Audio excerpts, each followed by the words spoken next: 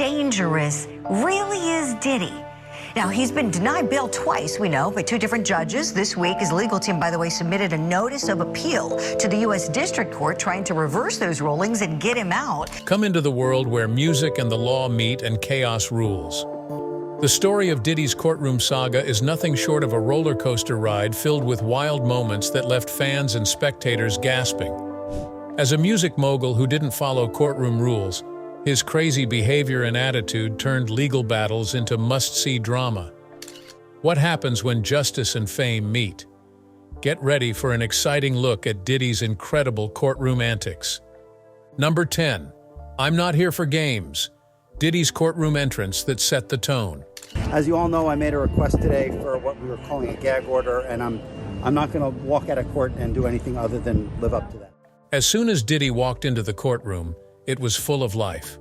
All eyes were on him, and you could feel the tension rise. It was like the air got heavier all of a sudden. This wasn't the usual way to get into court. Diddy, who is known for his swagger and big personality, made sure everyone knew he was there as soon as he walked in the door. His actions were more like going on stage than being in a serious court case. Diddy didn't slowly take his seat like everyone else. He walked in like he owned the place. His walk was slow and deliberate, and he held his head high. It looked like he was saying, "I'm not here to play." People in the courtroom couldn't help but look at each other. When he walked in, even the lawyers who were used to big cases were caught off guard. People were trying to figure out what Diddy was doing by whispering softly and turning their heads. The real surprise? The way he moved. He didn't look like a man about to go in front of a judge. Instead, he looked like he was the boss walking into a meeting.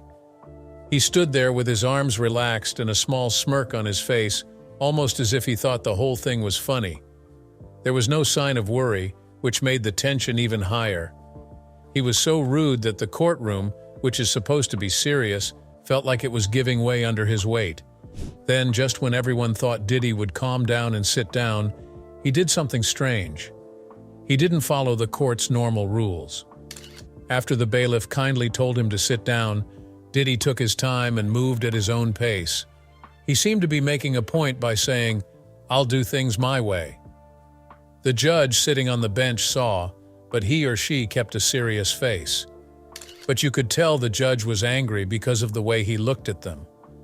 But this wasn't just about sitting down. Everything about Diddy made it clear that he didn't see himself as just another person on trial. He wasn't giving in to the stress of the court or the power of the law. The way that person acted shook the room. Some lawyers were shaking their heads and whispering to each other, and some people on the jury were also looking at each other with interest. It was clear that Diddy was going to do things his own way, which meant breaking the rules. Those who had come to see the trial, whether they were reporters or just interested people, could feel the tension rising. You could tell that something strange was going to happen at that very moment. Diddy's refusal to act like most people do in court told us that this wasn't going to be a normal day in court. As the whispers went on, there was a question in the air. Was this confidence or pride? While it was hard to tell, one thing was for sure. Diddy had arrived, and no one in that courtroom would soon forget it. The way he was moving alone made it clear that the fight was going to be exciting. He was now being watched by everyone, eager to see what he would do next. After setting the tone in the courtroom, Diddy didn't hold back as he challenged the judge's authority directly. Number 9. Can you even handle my case? Diddy questions the judge's authority. When Diddy did something that no one saw coming, the courtroom was more tense than ever. During the hearing, he leaned forward and asked the judge, "Can you even handle my case?" His voice was steady but sharp. It was frightening in the room. Suddenly, the air was thick with shock, and you could almost hear everyone gasping together. Who would question a judge in that way? Of course Diddy did. It wasn't just any trial, though. The music mogul Diddy was there.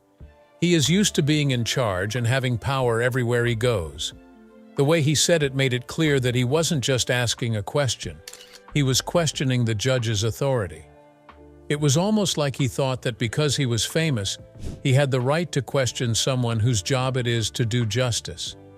It looked like Diddy, who is used to being in charge in the music business, brought that same attitude to court. He is the boss in his world. Everyone listens to him and decisions are made based on what he says, which is possibly the reason he was brave enough to question whether the judge was qualified to handle his case. Sure, being sure of yourself is one thing, but this was huge. He seemed to feel entitled in a way that most people in court would never show because of his fame and wealth. The people in the courtroom responded right away. Lawyers stood there looking shocked for a moment, as if they were trying to figure out what had happened. The experienced ones, who had seen almost everything, were shocked by how brave Diddy was. Some of them looked at each other and said, "Did he really just say that?" At the same time, people in the gallery leaned forward in their seats to see what the judge would say. As more people wondered if Diddy had crossed a line he couldn't go back from, the tension rose. "Do you mean the judge?" The look on the judge's face told it all.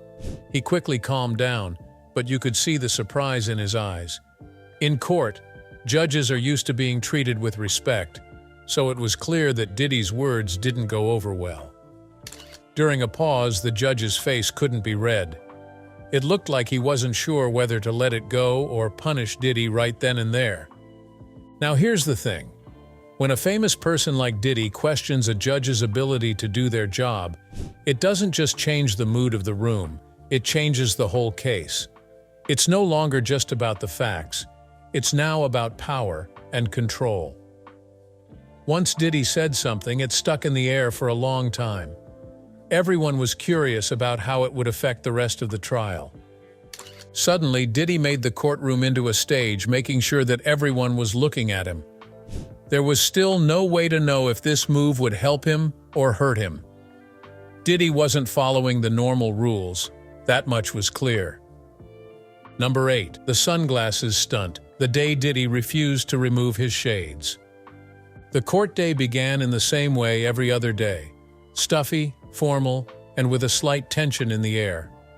Everything changed when Diddy walked in, though. People looked around. People were talking about more than just his star power. They were also talking about how he walked in wearing dark, oversized sunglasses that you'd see on the red carpet, not in a courtroom. The crowd was quiet at first, as they waited to see how long he would keep them there. But as the minutes went by, it was clear that Diddy wasn't going to take off those shades. For the sake of keeping things calm, the courtroom bailiff slowly walked up to him. With a stiff voice, he said, "Mr. Combs, you need to take off your sunglasses." But Diddy? He did nothing more than lean back in his chair, look the bailiff over several times, and give the bailiff a small shake of the head. The shades didn't move. The room became stiff. Not only was it about a pair of sunglasses, but it was also a direct challenge to the court's decorum. Taking off your sunglasses is a simple way to show respect in a legal setting. What about Diddy's refusal? To him, that meant, "I set my own rules." It was clear that the judge was mad when he looked at Diddy. The courtroom was so quiet that you could almost hear the gasps. Some saw this as a small breach of trust. Others thought it was a much bigger deal because Diddy was telling the court that he wasn't going to be forced to follow their rules without saying a word. The lawyers looked at each other tensely, and there were whispers in the courtroom. Even the jury didn't know how to react to this quiet rebellion. For a moment, Diddy's carefree attitude seemed to overshadow the trial itself. The judge had to deal with the problem, which made him look irritated, but Diddy didn't seem to mind. His sunglasses stayed on as if to say, "I'm Diddy. I'm not just a defendant. I'll decide how this goes down." Just by refusing to take off his sunglasses, he set the tone for the whole trial. No one, not even the court, was going to get Diddy to bow down. It wasn't just a legal battle, it was also about who had the most power and control. The whole world then watched him, eager to see what brave move he would make next. With just one small act of defiance, Diddy was able to turn a serious courtroom into his stage. And everyone knew this was just the start. Number 7. I'm not taking that plea. Diddy rejects legal advice in front of everyone. In every courtroom drama, there's a moment when everyone stops breathing. It happened to Diddy when he came out and said, "I'm not taking that plea." The shock almost made the air crackle. His lawyers, who were experienced professionals and had been with him the whole time, looked like they couldn't believe what they were hearing. This wasn't a private talk that happened behind closed doors. The judge, the jury, and the whole legal team could all see this. His lawyers had been telling him for days that the plea deal was the best way to keep him from getting harsher punishments. They told him what would happen, what the pros and cons were, and why this was the best thing to do. But Diddy, who has always been in charge of his own business, didn't want to play it safe. He got up, looked his lawyers straight in the eye, and didn't even think about what they said. After a moment of silence, murmurs began to fill the room. There were whispers around him. What could he be thinking? Did he really know what the risks were? Diddy, on the other hand, didn't seem at all upset. Not only was it about the deal, but also about his reputation. He might have thought that taking a plea deal meant giving up, which is not something Diddy does. He has built his career on taking chances and going against what people expect of him, and this seemed like just another time he wouldn't give up. Even though Diddy was being defiant, the judge was clearly frustrated as she tried to keep the case moving forward. That being said, the legal team was in a hurry. They had everything set up so that Diddy would take the deal. Now they had to put the pieces back together and wait to see what he would do next. Was it pride? Was it pride? Or did Diddy just like being in charge so much that he couldn't let go and let someone else lead? No matter what it was, everyone was shocked when he refused to take the plea. It wasn't just a legal decision. It was also a show of power that made everyone in that courtroom remember that Diddy was in charge, even if it put him in danger. The people in the room could only watch. And from that point on, it was clear that Diddy's trial would not go as planned. The rules were being changed, and no one would stop him. Not the lawyers, not the judge. It wasn't just about the case that made him turn down the plea. It was also about making a point. That point was very important to Diddy. After Diddy boldly rejected legal advice, he shocked everyone by insisting on speaking for himself in the courtroom. Number 6. When Diddy decided to defend himself, "Let me speak." A federal appeals court denied a request from the legal team of Sean Diddy Combs to immediately release the rapper from jail. The courtroom was already very tense, but when Diddy stood up out of the blue and cut off his lawyer in the middle of a sentence, things got even worse. "Let me talk," he yelled, and the room echoed with his voice. The whole courtroom turned to ice. Why was he there? This is something defendants almost never do, especially in a trial like this one. Diddy, who always does things his way, was sick of just sitting there. Both the judge and his lawyer looked shocked. People on the legal team looked scared as you looked at them. The defense team had worked hard to make a strong case against the prosecution, but Diddy was about to throw it all away. He took a quick look at his lawyer and then stood up, ready to defend himself. There is a risk when you speak up for yourself, though. And Diddy, who has never studied law, jumped right in without thinking. He began to talk about how he felt, how angry he was, and how he thought no one understood him. He seemed to want to connect with the jury for a moment, to show them that there was a real person behind the fame. He kept talking, though, and it became clear that he wasn't helping himself. He got more and more off track as he talked. The people who were putting Diddy on trial were quietly pleased as he gave them more evidence against him and his desire to take charge. His words were honest and full of emotion, but they were not precise enough for a court case. And the judge? They were torn between feeling sorry for the person and seeing how things might fall apart. The room was full of whispers by the time Diddy was done. In the end, what began as an attempt to defend himself led people in the courtroom to wonder if he had made things worse. In a harsh tone, the judge told him to let his lawyers handle things from now on. But the harm was already done. When Diddy chose to speak for himself, everyone wondered if he hadn't just made his own defense weaker. Number 5. The outburst. Diddy lashes out at the opposing lawyer. There was a moment that no one saw coming. Arguments, objections, and legal back and forths were going on as usual in the courtroom until Diddy lost his cool.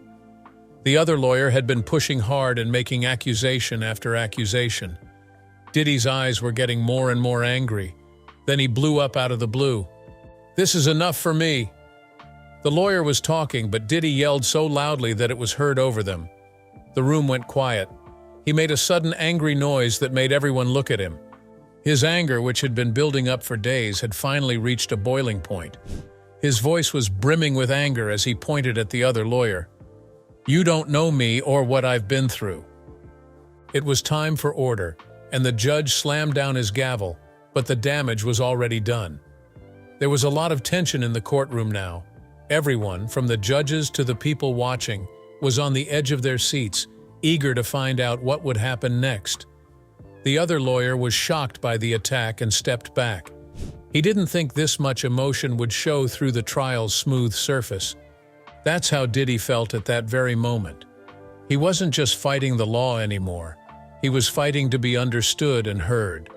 But his angry outburst wasn't just about how he felt. It made the trial more interesting and showed that this wasn't just about facts and evidence. Anger, pride, and the stress of being famous were all at play. But the judge wasn't at all amused. When he talked to Diddy, his face turned serious as he reminded him that outbursts like that could lead to bad things. The jury also paid close attention. Was this the man's outburst because he felt he had been wronged? Or was it a sign of someone who loses control when things don't go their way?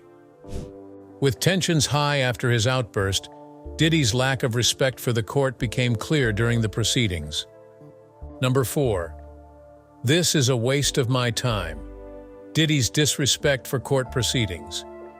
One of those times when everyone in the courtroom looked at each other with unease. As the court case went on for a long time, a voice could be heard over the low hum of people talking and shuffling papers. He laughed under his breath as he leaned back in his chair and said, "This is a waste of my time."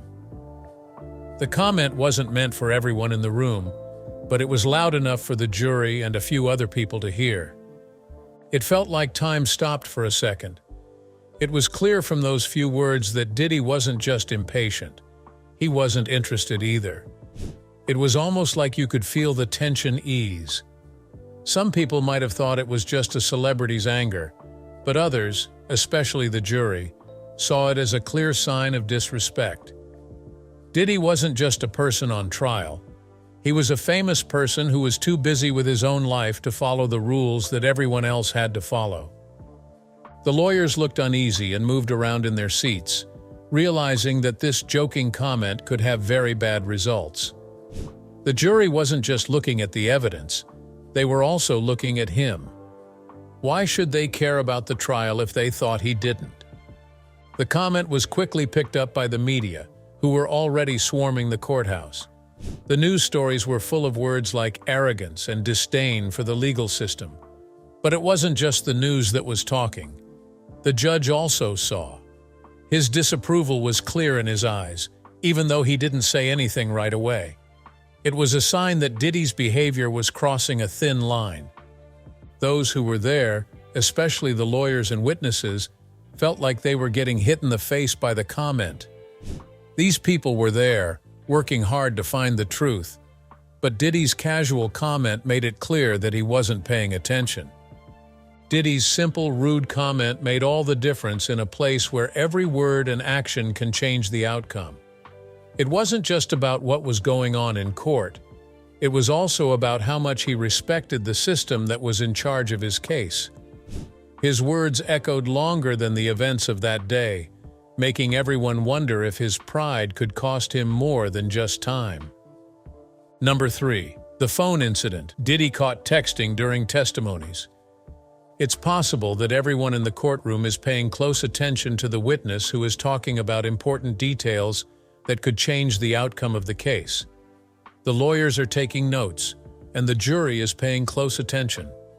Then there's Diddy, sitting back in his chair and texting on his phone. It's not the glow from the screen that shocks me. but how disconnected he seems from the moment. This wasn't just any part of the trial. Everyone knew it was an important piece of evidence. Almost everyone, anyway. Diddy seemed to be completely in the present moment because he was focused on something on his phone. Someone got the hint pretty quickly. The quiet seemed to be broken by the soft clicking of fingers on the screen. The judge soon found out what was going on. The gavel's sharp knock made everyone look at Diddy. "Put the phone away, Mr. Combs," the judge said with a frown. There was a deafening silence after that. As everyone in the room waited for Diddy to answer, you could almost hear them take a deep breath. Would he say sorry? Could you give an excuse? No, though. He put the phone down slowly and you couldn't see his face.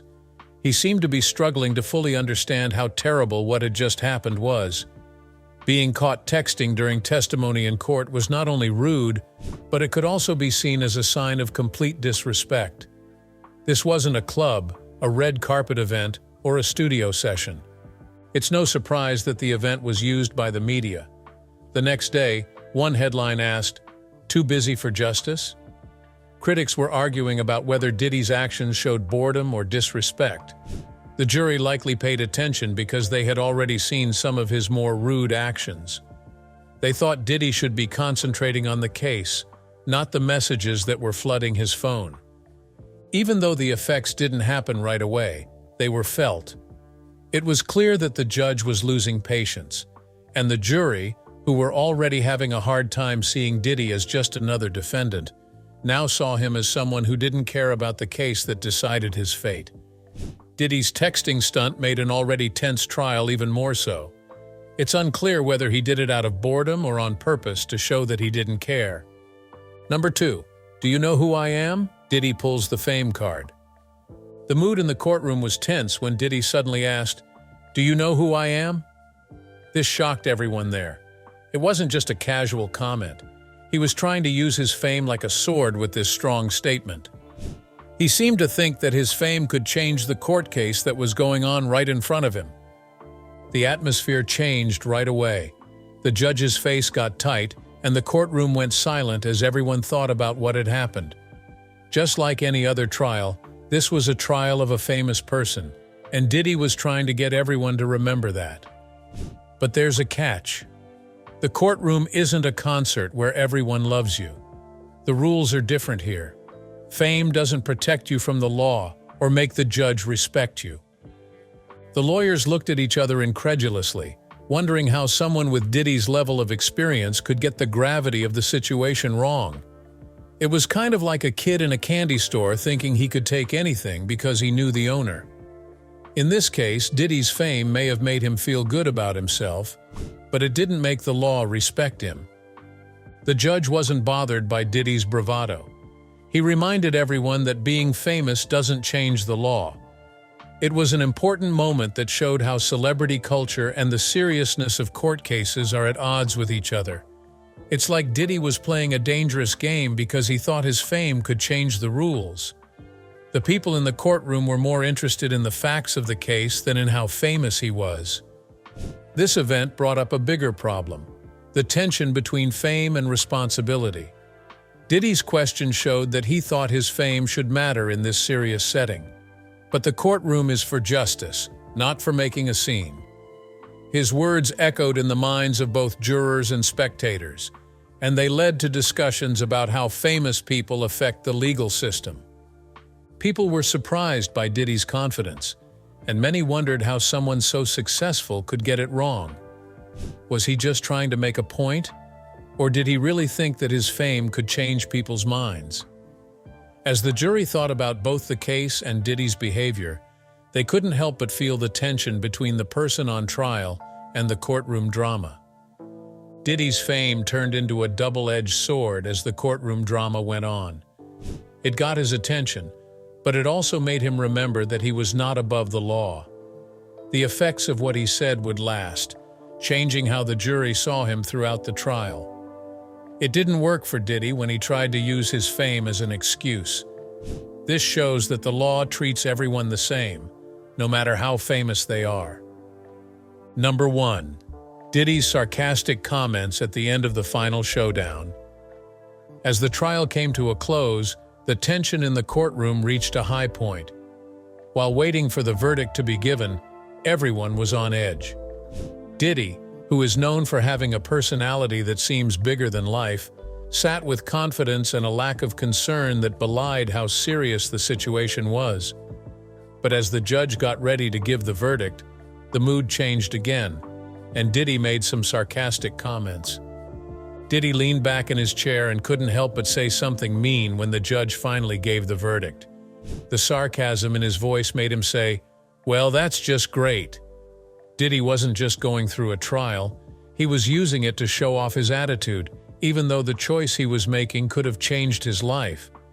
His response sent shockwaves through the courtroom, stopping jurors and other people who were there in shock.